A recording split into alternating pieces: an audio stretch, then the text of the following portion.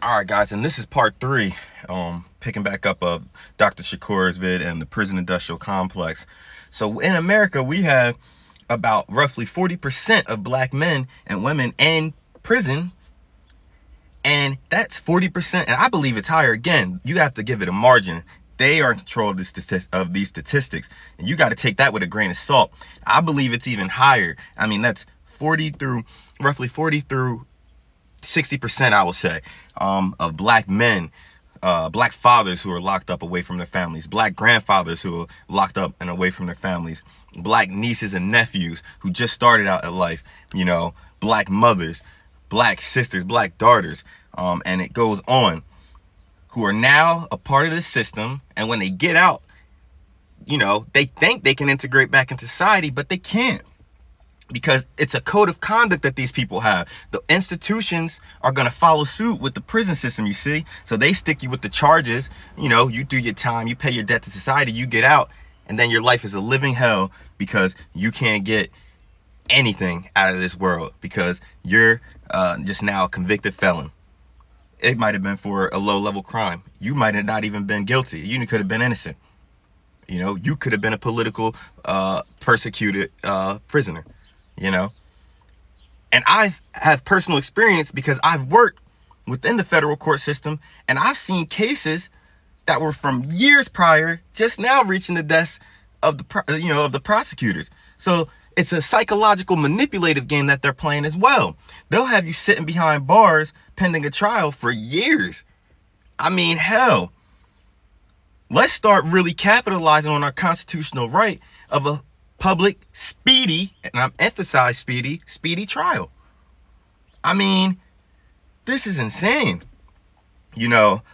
and again, it all boils down to, if you have the financial resources, and your color certainly plays a fact.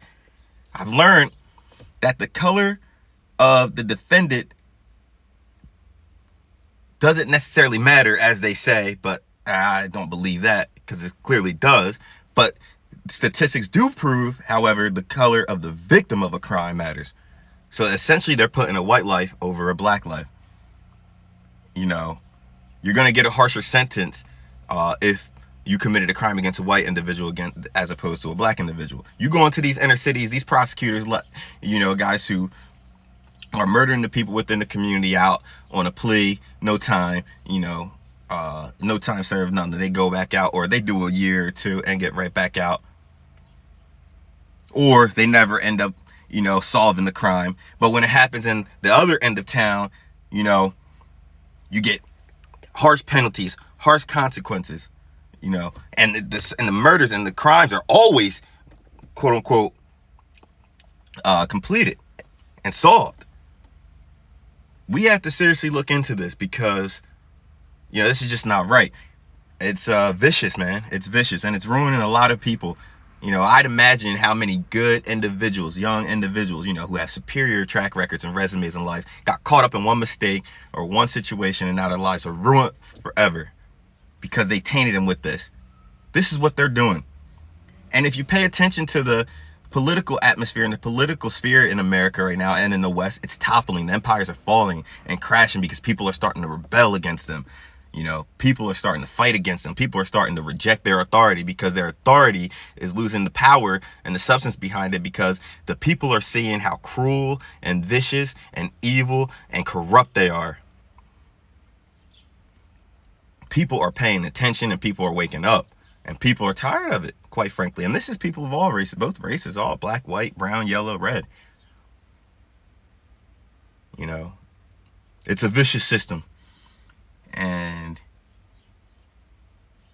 it seriously needs some sort of reform or change, because the code of conduct is just so evil.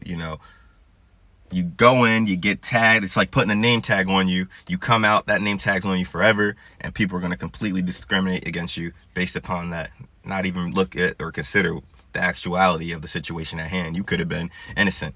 You could have been wrongfully accused. You could have been just wrong place, wrong time. And so many others, examples, man. But it's your boy Jay here, guys. Like, comment, subscribe. Stay up with the channel. I'm out. Peace.